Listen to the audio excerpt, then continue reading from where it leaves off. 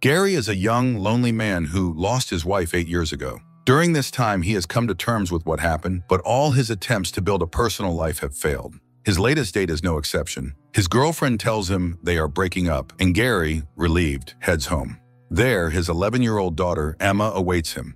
Gary enters her room to remind her that they are running late, but puberty rears its head. Emma asks her father to close the door and wait for her outside.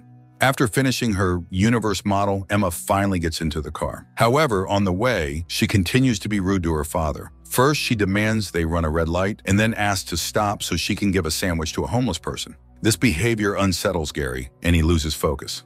At that moment, another car crashes into their sky blue SUV. A red-haired girl runs up to the car, trying to help Emma. While she calms the teenager, a frightened Gary rushes to get his daughter's backpack to retrieve her favorite toy. Only a plush wolf can solve Emma's main problem, saving her from a panic attack. But to Gary's surprise, Emma manages without the toy. The girl successfully cheers up the injured girl.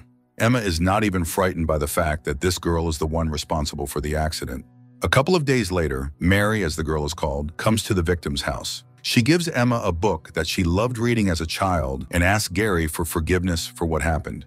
Gary invites Mary inside, but she unexpectedly turns and runs away. For the first time in many years, Gary decides to chase after her, feeling that this is his destiny. Mary gives in. She tells him her name and agrees to have coffee. During their conversation, Gary admits that his wife passed away 8 years ago and that he has been trying to be a good father to Emma ever since. The lunch doesn't go as planned. Gary injures his hand, and Mary has to come to his rescue. Observing this, Emma suspects that their life might soon change. Mary disappears very suddenly, not even saying goodbye. But Gary catches up with her again and invites her to dinner to get to know her better. The next day, the couple meets and, after a short walk, decides to go to a restaurant. To impress the beauty, Gary takes her to his favorite Italian cafe, but unexpectedly, the girl gets scared and runs away, insisting they choose another place. The couple finds a bar hidden in a basement, and after getting a bottle of red wine, they settle at a table. The date becomes so pleasant that they lose track of time and don't notice when evening falls. Gary talks about his life, and Mary about how she moved from Chicago to Australia. Feeling bold, Gary leans in to kiss his date, but she behaves strangely again. Mary abruptly gets up and runs away without explaining anything. Mary runs through the streets as fast as she can, pushing passers-by aside. Running into her house, the girl quickly strips off her clothes and rushes into the basement. A heavy iron door closes behind her, and iron shutters lower on the windows and at the exit. When Gary returns home, he encounters a new problem. Emma attempts to take her own life again, locking herself in the bathroom. The man manages to get his daughter to the hospital. Sarah, his late wife's sister, arrives there as well, trying to support her relative during this difficult time. She asks Gary not to blame himself and to find a good psychologist for the girl who can help her. A couple of hours later, Emma regains consciousness and her father is allowed into the room. The next day, he takes the girl to the psychiatrist again, but Emma refuses to openly answer the doctor's questions and withdraws even more. On the way home, Gary tries to talk to his daughter, but she refuses to discuss what happened. Emma locks herself in her room, hugs her plush wolf, and starts reading the book that Mary gave her. This helps the girl distract herself a little from thoughts of leaving. At breakfast, Gary tries to talk to his daughter again, but she leaves the table, unwilling to listen to his banal persuasion. Afterward, Gary takes Emma to Sarah's house to go on a date at the request of his relatives. But as soon as the widower is left alone in the car, he breaks down and releases his emotions. This time, Gary meets a Chinese woman. The young people have to communicate through a translator, and Gary realizes that the girl simply decided to practice learning the language. Their conversation turns out to be very boring and silly, and Gary regrets wasting his time. Gary looks for a way to escape the unsuccessful date, and unexpectedly, Mary comes to his aid. The girl bumps into him and spills hot tea on him. The couple goes outside, and Mary tries to fix the situation by wiping the stain with napkins. Finally, the beauty agrees to explain her recent escape. She admits that she likes Gary, but her life is too complicated to start a relationship. Gary is sure that these are just excuses. He has many problems in his life too, but that doesn't stop him. He talks about how he wanted to escape reality after his wife's death, but only made things worse. Gary tries to convince Mary to give him a chance, ignoring the red bag she hides under the bench. As usual, Mary bolts to run away, but this time she gives Gary a farewell kiss, regretting that they can't be together. Perhaps Gary would no longer chase after his girlfriend, but she accidentally takes his car keys. The man has to catch a taxi and follow Mary to get back his property and find out why the girl keeps running away. On the way, Gary warns Sarah that he'll be late, and his relative wishes Gary a hot night. Who could have guessed that her words would be prophetic? Mary notices the pursuer right at the doorstep. At that moment, the girl is dragging cages with live chickens into the house. She orders Gary to come in and lock the door behind him. The girl is furious that Gary followed her, but she agrees to reveal her secret so that he finally leaves her alone. Mary locks herself behind a heavy door, and Gary approaches the observation window. His eyes widen with fear and surprise. This is something Gary definitely did not expect. Gary spends the night sitting in the kitchen, holding a knife. At dawn, the shutters open, but Mary asks her friend not to leave so she can explain everything to him. The girl looks terrible. She's not wearing any clothes, and her body is smeared with red spots and chicken feathers. Wrapping herself in a blanket, she sits at the table to tell Gary her terrible secret. Several years ago, Mary was vacationing in Prague with her husband. During the trip, the girl was bitten by a stray dog, and later she realized something was wrong with her. First, Mary ate her husband. After him, she devoured an Italian family who were also traveling the world. After that, Mary realized she was dangerous, and now, every full moon, the girl buys animals and locks herself in the basement so as not to harm anyone. Gary listens to the story, keeping the knife ready, but Mary doesn't intend to harm her friend. She asks him only one thing, not to tell anyone about her secret so she won't have any problems. The man flees from his insane girlfriend, ignoring her screams, but he hears her say that their meeting was a sign. On the day of the accident, she was listening to a song that her tasty husband really loved. Returning home, Mary gathers the necessary things and the surviving chicken and plans to flee the city. Meanwhile, Gary completely loses his mind. He arrives at Sarah's house and, without explaining anything, falls into the pool. Before leaving, the girl visits an old lady in a nursing home to give her gifts and say goodbye. Mary can tell her what happened because within an hour, the patient won't remember a single word. But despite her illness, the old friend gives the girl valuable advice: not to run from reality and allow herself to be happy. Picking up his daughter, Gary offers to spend the day together and have fun, but he soon regrets this. Emma chooses an Italian restaurant, which reminds Gary of the devoured tourists. Gary dreams of getting out of there as soon as possible, and finally, they return to the car. At that moment, Mary's Jeep crashes into them again, and accidentally pressing the gas, Gary drives into the Italian restaurant. Emma recognizes her old acquaintance and approaches her to thank her for the book. This frightens Gary, but despite his hysteria, the girl asks her father to invite Mary to dinner. The girl accepts the invitation and arrives on the appointed evening. In Emma's presence, the couple pretends that everything is normal between them, but as soon as the girl leaves, the lovers start quarreling and accusing each other. Dinner takes place in a tense atmosphere, but Emma tries to find topics for conversation and learn more about the guest. The girl tells Mary about her psychotherapist, who is not helping her at all, and her older friend advises her to find someone she can talk to openly. Mary goes into the girl's room to say goodbye, and for the first time in many years, Emma is interested in talking to someone other than her plush wolf. Gary likes watching this, but he asks his strange girlfriend to leave. Before leaving, Mary gives the girl a disc with her favorite music. Mary leaves, but Gary runs after her to decide what they should do next. He admits that he feels the connection that has developed between them, but he is afraid of what happens behind the iron door once a month. That night, Gary takes his daughter to Sarah's, then drives to Mary's house. The couple spends the night together, not knowing what lies ahead. In the morning, the lovers have breakfast in Mary's kitchen, and the girl enjoys how easy it is with her new boyfriend. The only thing that worries her is Emma. Mary is sure they should tell her everything, but she doesn't understand how to do it. Gary tries to cheer up his girlfriend by drawing her portrait, and it works. Mary laughs, pushing aside heavy thoughts. After talking to Mary, Emma takes her advice and asks her psychotherapist to recommend another doctor. The girl admits that she cannot be open in their conversations. From that day on, Mary spends a lot of time at Gary and Emma's house. The three of them behave like a real family, helping each other in everything and trying to be together every free minute. And only once a month do they part. Gary takes his daughter to Sarah's, and he stays with his girlfriend to help her get through the night of the full moon. The man begins to understand chickens and selects old and sick ones for the girl so she won't feel guilty. He spends the whole night sitting behind the iron door, and in the morning he meets Mary with a robe, hot tea, and helps her wash off the traces of the night's hunt. One day, Gary decides to tell his daughter everything. He convinces Mary that Emma will be able to accept it, and she won't forgive them if they lie to her forever. But before that, Gary decides to introduce Mary to Sarah and her family. The group arrives at a barbecue, and at first, everyone has a great time. No one even notices that the local cat reacts aggressively to the guest. Mary impresses everyone with her smile and beauty. Sarah repeats many times that they are very happy to see Gary's lover, and everyone hopes that he will finally be happy.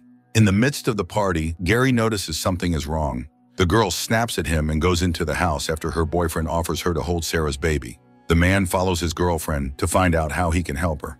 And Mary confesses that she has suspected for several weeks that she might be pregnant. Gary is delighted with this news, but Mary does not share his joy. She fears she might harm the baby, and it's unclear what the child will be when born, a human or a wolf. After the dessert Mary brought with her, the guests go home. The lovers prepare to tell Emma everything and to choose the right moment. The next day they go to a deserted reserve far from the city. The tourists set up camp in a beautiful spot, and in the evening by the fire, Gary starts a conversation with his daughter. He takes Mary's hand and prepares to make an unusual confession, but his beloved interrupts him. She tells the girl about her pregnancy, but decides to keep her terrifying secret for now. Emma and Mary watch a beautiful sunrise, and after breakfast, the family gets ready to head home to return to the city by evening. But soon, the great mood in the group deteriorates. Gary can't start the car. Mary begins to panic. There's very little time left until the next full moon. Gary leaves the woman and his daughter in the car and goes off to find help, or at least get a cell signal. Emma doesn't understand why her father and Mary are so anxious. She confides in the woman that this is the first time she's seen her father happy, and she wishes it could be like this forever.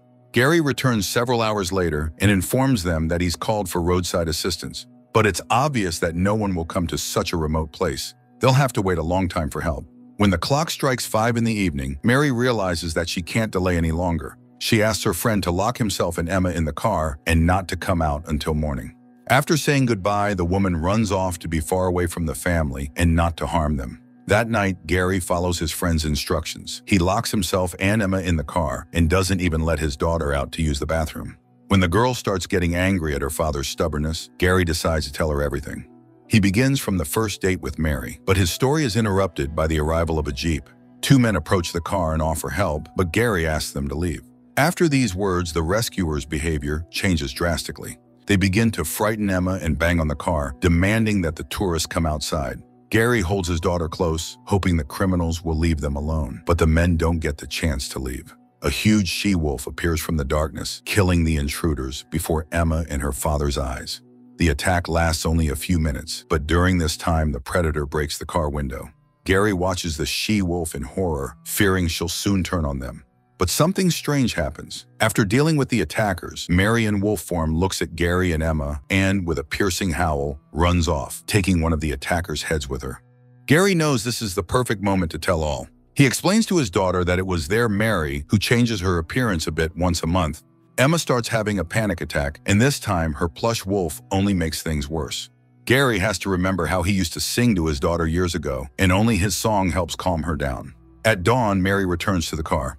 Gary meets her with a warm blanket, and the woman falls into her lover's arms, realizing she committed a crime during the night.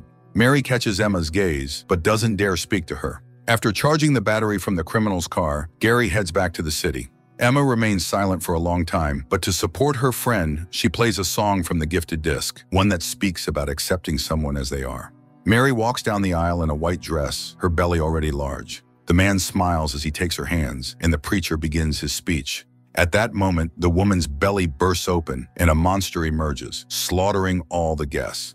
Mary wakes up from this nightmare, but her fear doesn't go away. She goes down to the basement where Gary is trying to clean up the traces of the hunt. The couple moves into a new larger house and Mary's home is put up for sale, but the woman feels they've rushed things. Gary tries to calm his girlfriend, but he's just as nervous, watching videos about wolves. The man fears Mary might give birth to 10 wolf cubs, but the man has to put his worries aside when Caroline, with whom he's supposed to work, enters the office. While the man is at work, Mary and Emma are tidying up the new house. But noticing that the girl is sad, Mary invites her to the beach to relax a bit. Emma is also going through a tough time. She's transferring to a new school and will have to make new friends. Her parents try to support her, but she asks her father to let her and Mary spend some time alone. After sending his daughter to school, Gary shows his fiancée the surprise he's prepared for her. The man has equipped a stylish basement, hung a screen to play wildlife videos, and bought lots of dog toys so his beloved wouldn't get bored after the hunt. But none of this impresses Mary. She's concerned about safety, and the door seems too flimsy to her. Witnessing the family quarrel are Sarah and her husband, but Gary refuses to explain anything. He asks his relatives to leave, promising to tell them everything later. Mary leaves and returns to the house that's up for sale. She does everything she can to scare off potential buyers with terrifying stories. After this, the woman picks up Mary from school, albeit a bit late. She's also hurrying to a doctor's appointment to convince him to adjust the delivery date as far from the full moon as possible. The doctor doesn't understand why the date is so important to the woman, and he suggests she trust nature. And to help Mary calm down a bit, the doctor sends her to prenatal classes. This only angers the woman more. She doesn't understand why a she-wolf needs to study breathing techniques and do exercises. She confesses to her fiancé that she's afraid of giving birth to a monster or even eating him after delivery. To bring the woman back to her senses, Gary sends her with other group members to a cafe. But this doesn't help. Mary leaves after being bombarded with questions about the baby. To relieve stress, the woman hides in the car and eats a raw chicken leg. Gary and Mary are called to the school because of an incident with their daughter. The mother of one of the students accuses Emma of aggression, but the girl insists that she was defending Abigail, her friend who is being bullied. Mary stands up for her daughter and says a few words to the lying pair, after which they leave the girl alone. After the school meeting, Mary decides to have an ultrasound to find out who will be born, a wolf or a human.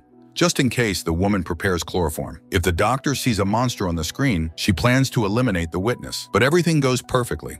The future parents are shown a baby who is no different from an ordinary child. After the procedure, the woman calms down and sells the house. She allows herself to relax and listen to music with the baby, not knowing that at that moment, his eyes open. The house is ready for the baby's arrival, and everyone eagerly awaits the birth. Mary devotes all her free time to interacting with Emma, and the two of them examine the rabbit that the girl brought home from school. The day before the full moon, Gary takes his daughter to Sarah's, and while no one is bothering them, the man decides to practice. He brings a doll into the basement. Mary isn't thrilled that her fiancé thinks she's stupid. Even in wolf form, she can tell a doll from a human, but she understands that Gary is doing all this for her and for their future child. As the sun sets, Gary uses the remote to close the door and leaves Mary in the basement. He connects his smartphone to the camera and watches with interest as the woman turns into a wolf and begins the hunt.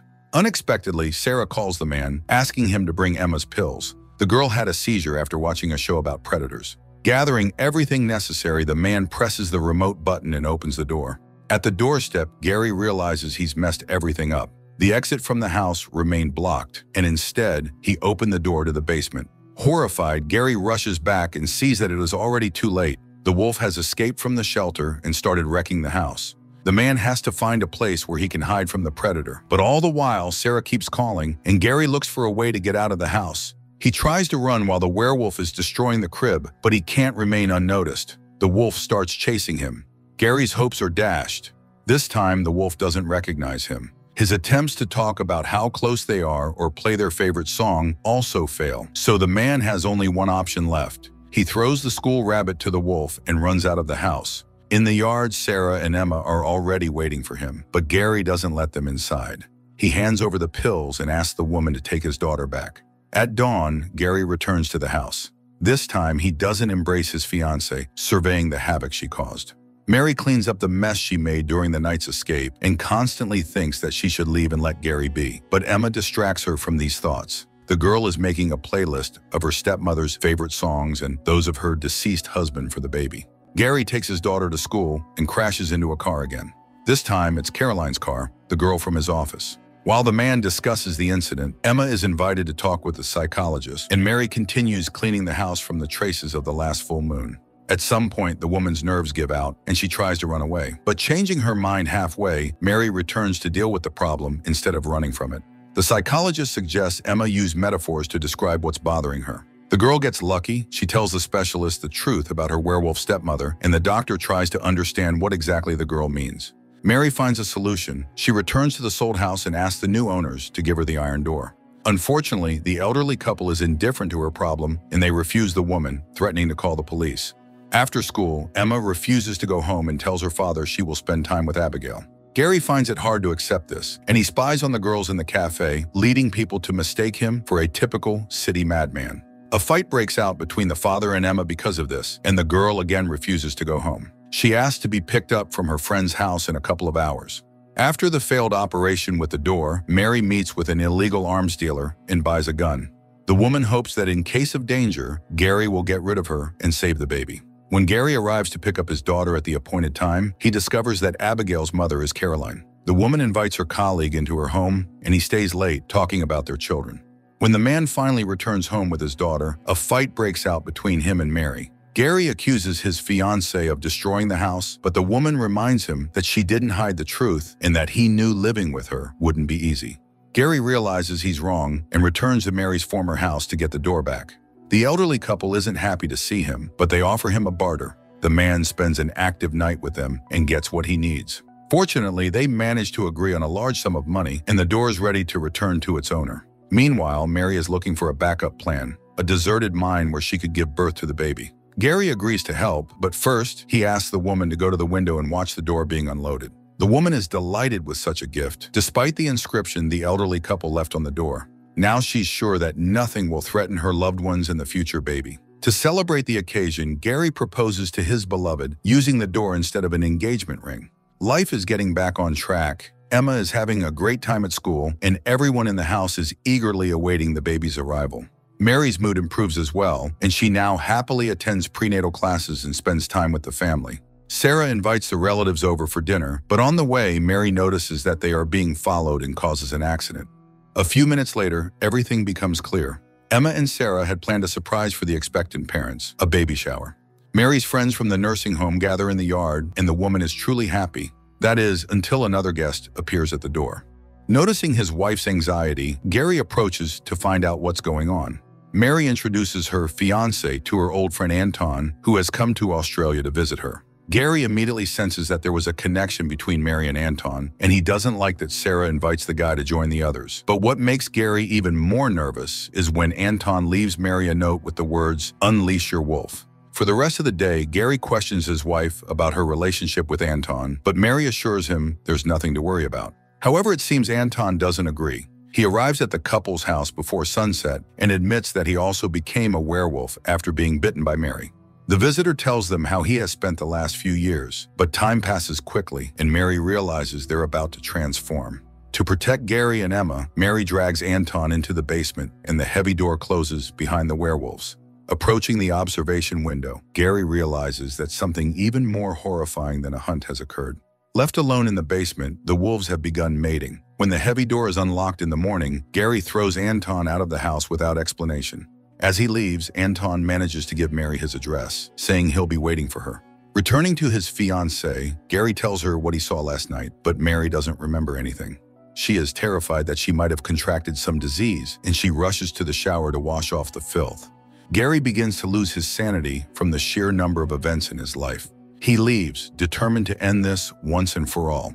Breaking all the rules, the man speeds to the hotel to confront Anton, but on the way, he gets into another car accident. Suddenly, Gary spots a homeless man and recalls the day he and Mary first met. To thank the homeless man for the fateful encounter, Gary takes him to a store, but instead of paying for the purchase, his new friend suggests they run away. The fleeing thieves are noticed by Sarah's husband, who suspects Gary of having mental problems. The need to unburden himself takes over, and Gary tells his life story to his homeless friend. It seems to him that the stranger can control the future and even knows what Gary's deceased wife thinks about it. While the fiancé runs around the city with the homeless man, Mary goes to Anton and demands that he leave her and her family alone. She declares that she wants no part of any wolfish freedom with a packmate, and if he interferes with her, she is ready to fight for her pack. As soon as Mary leaves, the eccentric Gary arrives at Anton's. He repeats his wife's words and demands that the uninvited guests leave them alone before something terrible happens. After hearing him out, Anton promises to leave and never appear in his old friend's life again. Mary and Gary manage to have a talk. The man promises to forgive what happened the night before, and both hope that peace will soon come to their lives. There's very little time left until the baby is born, and Gary counts the days of the full moon when it's best not to take risks. He asks his fiancée to take care of herself and not to worry so as not to provoke labor at an inopportune moment. Gary takes on all the responsibilities, and while he's driving Emma to school, the girl asks her father to tell Aunt Sarah about Mary so they can help. Emma confesses that she discussed it with her stepmother, and she agreed to do it, but a bit later. Gary receives a call from the police, and Detective Kate Ross asks him to come to the station to clarify a few things. The man immediately knows what it's about, and on the way, he prepares his answers. He calls Mary, who is lying in the bath, to warn her that he'll be late for work. He decides not to mention the call from the cops. Gary tries to appear calm, and when asked about the men who died in the reserve, he pretends to know nothing. He admits that he saw them and used their services to start the car, but what happened to the helpers afterward is unknown to him. Detective Ross's assistant recognizes Gary. They attend the same prenatal classes. The policeman also asks Gary questions, and he notices that the man is holding something back. Gary returns home and tries not to show his fiancée that he's worried. But, as luck would have it, another problem arises. Sarah arrives at the house to discuss the theft incident. While Gary assures his relatives that there's no basement in his house, Emma and Mary bring home a pig that the woman will eat during the full moon. This raises even more questions for Sarah, and Emma insists that her father tell the truth. The girl begins the story, but Sarah doesn't believe the werewolf tale and thinks they're trying to distract her from the main issue. Sarah doesn't believe the story even when Mary herself confirms it. She gets offended, thinking they're trying to deceive her, and the woman demands that Emma be given to her care until the family returns to a sane state. The guests leave, but they meet the police in a tow truck at the door, taking Gary's car for examination. Mary learns that her fiancé has already been questioned, and she starts to panic from the stress. The couple tries to figure out what to do next. Suddenly, Mary remembers that there's an illegal gun left in the car's glove compartment. She realizes that their only chance is to flee to the abandoned mine and wait out the dangerous moment. Gary loads things into the car when Sarah arrives again to take Emma away. Chaos ensues, with everyone shouting and talking over each other, but everyone falls silent when they turn to Mary. It's time to give birth. Mary is taken to the hospital, but there's less than a day left until the full moon. Gary tries to calm his fiancée, while Sarah stays with Emma in the waiting room. Sarah's husband assures her that they did the right thing and couldn't abandon the family in a difficult moment. A few hours pass, but nothing happens. The baby doesn't appear. Mary is given new medications, and Gary suspects something is wrong. The man tries to get details from the doctor and learns that Mary is being prepared for a cesarean section. Gary realizes this is too dangerous. During the transformation into a wolf, the stitches could come apart, but he can't say this to the doctor. While the father talks to the doctor, Emma supports her stepmother by playing her favorite song. Finally, Gary returns and the family decides to escape and go to the basement. Emma distracts the nurse on duty, and Gary sneaks his fiancée past the station in a wheelchair, but the escapees are spotted. Staff and security begin the chase. Meanwhile, detectives arrive at the hospital. They also see the suspects fleeing, and Ross calls for backup to arrest them. Gary asks Sarah for the car, but it's already occupied. So the man hijacks a vehicle, and the relatives have to go with him to help save Mary. On the way, Sarah realizes that they were telling the truth. Mary starts transforming into a wolf several hours early. Gary has to hold her to keep her from eating anyone in the family. The fugitives run a red light and crash through everything in their path. To ease her stepmother's suffering, Emma plays music, and it works. Finally, the car stops in the yard, and Mary is carried into the house in their arms. At that moment, she tries to bite someone, but Gary convinces his fiancée to hold on a little longer. The men carry the werewolf down to the basement, and Gary orders everyone out. He leaves Mary alone, watching through the observation window. Finally, the werewolf stops screaming, and Gary announces to everyone that he's had a child, a wolf. A few minutes pass, but Gary sees that the she-wolf has no strength left to approach the newborn, so the man decides to take the risk and go down. Descending the stairs, Gary sings his fiancée's favorite song, and the she-wolf allows him to take the newborn in his arms. The happy family is together, rejoicing in the new life. A stunned Sarah and her husband approach the window, watching their strange relatives. It becomes clear to everyone that many frank conversations and decisions lie ahead, but no one yet suspects that the house is surrounded by dozens of police cars.